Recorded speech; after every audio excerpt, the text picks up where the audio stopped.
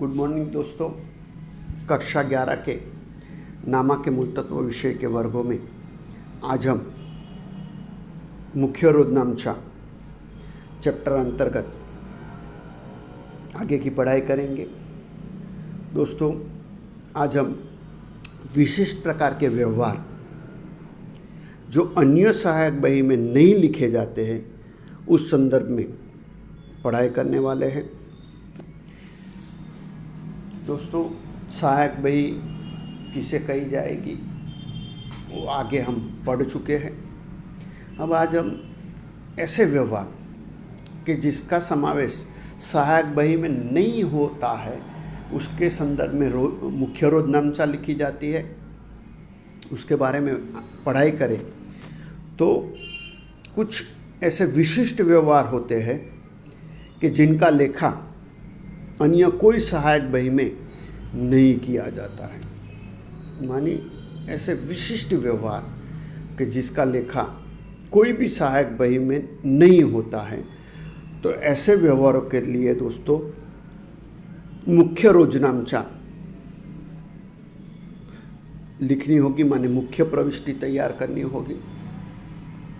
दोस्तों, ऐसे विशिष्ट व्यवहार में दान में दिया माल या धर्मादय में दिया माल, नमूना में दिया माल माने विज्ञापन के तौर पर दिया माल भी कहा जाएगा। माने नमूने के तौर पर माल देने का उद्देश्य दोस्तों विज्ञापन का ही होता है। निजी उपयोग में लिया माल मानी मालिक अपने निजी उपयोग के लिए जब माल ले जाए तो उसका लेखा भी कोई भी सहायक बही में दोस्तों नहीं होगा। जो मालिक का आहरण है, लेकिन मालिक जब निजी उपयोग के लिए माल ले जाए तो उसका लेखा सहायक बही में नहीं होता है। हुंडी का अस्वीकार। दोस्तों, हुंडी का स्वीकार हो तब उसका लेखा हुंडी बही में किया जा सकता है, लेकिन उसका अस्वीकार हो तो उसका लेखा कोई भी सहायक बही में नहीं होता। डुबत्रो, लैनी हुंडी का बिक्री पृष्ठांकन, आग, दुर्घटना, चोरी आदि से हुए माल का नुकसान, मानी किसी भी कारण से माल का नुकसान हो तो उसका लेखा भी सहायक बही में नहीं होगा। घिसाई। दोस्तों, जो भी संपत्ति है उस पर हर साल घिसाई गिनी जाती है, तो उस घिसाई का लेखा करने के लिए भी कोई सहायक बही नहीं तैयार होती है। इसलिए ऐसी संपत्ति की घिसाई का लेखा भी मुख्य रोधनामचा में ही होगा। तो ऐसी स्थिति में हमें मुख्य रोधनामचा लिखनी होती है। अब दोस्तों, ऐसे विशिष्ट प्रकार के व्यवहार जो भी है उस व्यवहार के लिए मुख्य रोधनामचा लिखी जाती है। उस संदर्भ में हम उदाहरण नंबर 2 की पढ़ाई करेंगे। दोस्तों, उदाहरण नंबर 2 में हमें बताया गया है कि निम्नलिखित व्यवहारों से श्री अमरनाथ की बही में मुख्य रोधनामचा लिखिए। तो अमरनाथ की बही में दोस्तों हमें मुख्य रोधनामचा लिखनी है। तो इसके लिए हमें दोस्तों सन 2014 के अक्टूबर माह के व्यवहार दिए गए हैं, जिसके आधार पर हमें दोस्तों अमरनाथ की मुख्य रोधनामचा तैयार करनी है।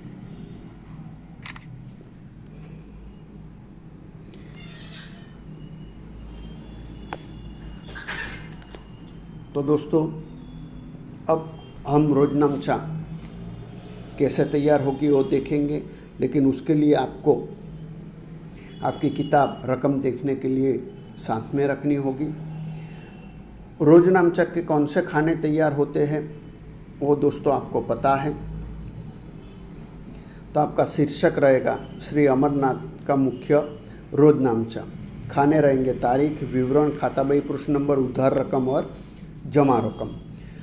दोस्तों सन 2014 के व्यवहार दिए, इसलिए 2014 अक्टूबर माह पहला व्यवहार देखें तो पहले व्यवहार में हमें बताया गया है कि 1500 का माल धर्मादय में दिया। दोस्तों धर्मादय में दिया गया माल, तो धर्मादाय करना वो धंधे के लिए खर्च है, इसलिए उपज खर्च के नियम के आधार पर धर्मादाय खर्च का खाता या धर्मादाय का खाता उधार किया जाएगा। और धर्मादाय के रूप में माल दिया है तो धंधे में से माल जा रहा है, इसलिए खरीद खाता जमा होगा। क्योंकि दोस्तों हमें आगे रोजनामचा चैप्टर में पढ़े थे कि जब भी अन्य रूप से माल की जावक हो उस स्थिति में आपको खरीद खाता जमा करना है, क्योंकि जो भी माल जाएगा अन्य रूप से वो खरीदे हुए माल में से ही माल जाएगा, इसलिए खरीद खाता जमा होगा। तो हमारी पहली प्रविष्टि होगी दोस्तों धर्मादाय खाता उधार 1500, वो खरीद खाते का 1500, विवरण होगा 1500 का माल धर्मादाय में दिया। अब दोस्तों दूसरी रकम पढ़े, माने दूसरा व्यवहार देखें तो दूसरे व्यवहार में लिखा गया है कि 3000 का माल नमूना के रूप में मुफ्त बांटा। दोस्तों 3000 का माल नमूना के रूप में मुफ्त बांटा गया है, तो नमूना के रूप में माने विज्ञापन के तौर पर माल बांटा गया, जो विज्ञापन खर्च गिना जाएगा और खर्च होने से विज्ञापन खर्च खाता उधार होगा। और माल धंधे में से जा रहा है, इसलिए खरीद खाता जमा किया जाएगा। तो प्रविष्टि होगी विज्ञापन खर्च खाता उधार 3000, वो खरीद खाते का 3000, विवरण होगा 3000 का माल नमूना के रूप में मुफ्त बांटा उसके। अब दोस्तों तीसरा व्यवहार पढ़े तो तीसरे व्यवहार में 2500 का माल निजी उपयोग के लिए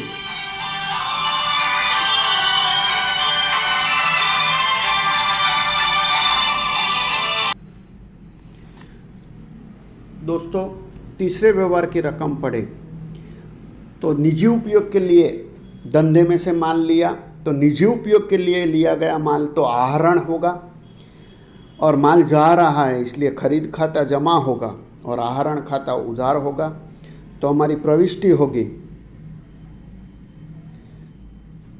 आहरण खाता उधार 2500, वो खरीद खाते का 2500, विवरण लिखा जाएगा 2500 का माल निजी उपयोग में ले गए।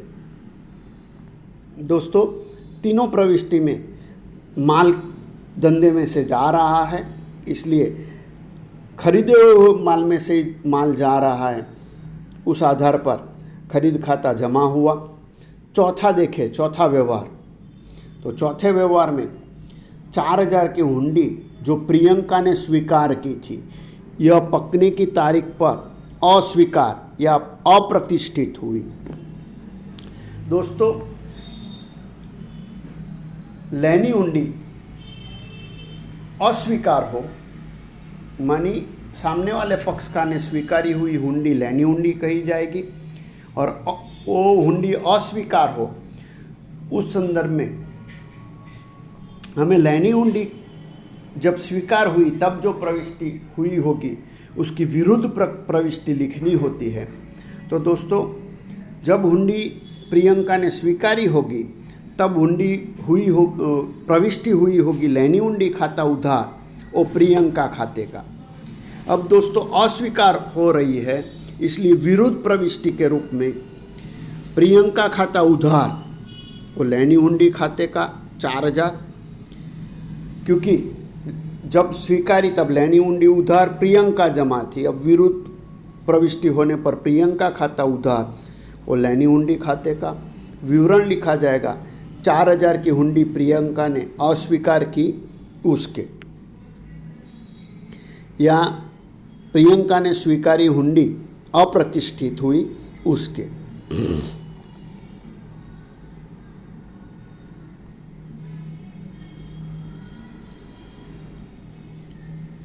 अब दोस्तों पांचवा व्यवहार पढ़े तो 3500 जो नरेश से लेना था वह वसूल नहीं होगा। दोस्तों नरेश के पास से माने देनदार नरेश के पास से 3500 लेने थे, वो अब वसूल नहीं होंगे, माने हमें अब वो 3500 रुपये नहीं मिलने वाले हैं। तो ये हमारा घाटा हो गया।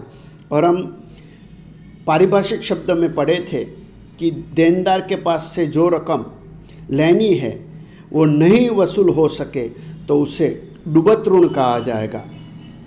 और डूबत ऋण हानि है, इसलिए उपज खर्च खाते के नियम के आधार पर डूबत ऋण का खाता उधार होगा और देनदार का खाता जमा किया जाएगा। तो हमारी प्रविष्टि होगी दोस्तों डूबत ऋण खाता उधार 3500 और नरेश खाते का 3500, विवरण लिखा जाएगा 3500 की डूबत ऋण हुई उसके। अब दोस्तों छठी रकम पढ़े तो 2000 की लेनी हुंडी बिक्री पृष्ठांकन करके 2050 के दायित्व पेटे पंकज को दी। दोस्तों पंकज के प्रति 2050 का दायित्व था, उसके बदले 2000 की हुंडी दी गई। तो 50 रुपये उसे कम दिए गए जो लाभ के तौर पर जमा किए जाएंगे, जो कसर या भट्टा गिना जाएगा। तब दोस्तों हुंडी लेने वाला माने लाभ लेने वाला पंकज है, इसलिए पंकज का खाता उधार होगा। हुंडी धंधे में से जा रही है, इसलिए लेनी हुंडी खाता जमा होगा। और बट्टा प्राप्त हो रहा है तो उपज खर्च के नियम पर लाभ प्राप्त हो रहा है, इसलिए बट्टा खाता जमा किया जाएगा। तो प्रविष्टि होगी पंकज खाता उधार 2050 और लेनी हुंडी खाते का 2000 और कसर या भट्टा खाते का 50। विवरण लिखा जाएगा 2000 की लेनी हुंडी पंकज को 2050 के पूर्ण भुगतान में दी। अब सातवीं रकम दोस्तों देखें तो सातवीं रकम में हमें बताया गया है कि 5000 का माल आग से जला। दोस्तों 5000 का माल नष्ट हुआ, तो 5000 का माल नष्ट हुआ है, इसलिए 5000 से खरीद खाता जमा हो जाएगा, जिसके सामने बीमा कंपनी ने 4000 का दावा मंजूर किया है। 4000 का दावा मंजूर किया अर्थात बीमा कंपनी ने 4000 देने का स्वीकार किया, तो वो 4000 हमें बीमा कंपनी से लेना होगा, इसलिए बीमा कंपनी 4000 से उधार की जाएगी। अब दोस्तों माल 5000 का नष्ट हुआ, बीमा कंपनी 4000 दे रही है, तो 1000 का घाटा होगा, हानि होगी जो आग के कारण हुई है। तो उपज खर्च के नियम के आधार पर नुकसान का खाता उधार किया जाता है, इसलिए आग से नुकसान का खाता 1000 से उधार होगा। इस प्रकार हमारी प्रविष्टि होगी दोस्तों बीमा कंपनी खाता उधार 4000, आग से नुकसान खाता उधार 1000 और खरीद खाते का 5000। विवरण लिखा जाएगा 5000 का माल आग से जला और बीमा कंपनी ने 1000 का दावा स्वीकार किया। अब 8वां व्यवहार देखिए दोस्तों, तो 7000 की लागत कीमत का माल देकर 8000 का फर्नीचर खरीदा। दोस्तों 7000 की कीमत का माल दिया, बदले में 8000 का फर्नीचर खरीदा। तो दोस्तों इस स्थिति में जितनी रकम का माल दिया जाए उतनी रकम से ही आपको प्रविष्टि लिखनी है। यहाँ दोस्तों फर्नीचर प्राप्त किया है, इसलिए संपत्ति धंधे में आ रही है, इसलिए संपत्ति खाता उधार माने फर्नीचर खाता उधार होगा। और माल धंधे में से जा रहा है, इसलिए खरीद खाता जमा किया जाएगा। तो दोस्तों प्रविष्टि होगी फर्नीचर खाता उधार 7000 और खरीद खाते का 7000। विवरण होगा 7000 का माल देकर 8000 का फर्नीचर खरीदा। अब दोस्तों आपको कुल योग कर देना है। इस प्रकार दोस्तों ऐसे व्यवहार कि जिन व्यवहार का लेखा कोई भी सहायक बही में नहीं होता है, उसके लिए मुख्य रोजनामचा लिखी जाएगी। उस संदर्भ में आज हमने उदाहरण नंबर 2 की पढ़ाई की है। इसका अभ्यास आपको दूसरी बार भी करना है दोस्तों।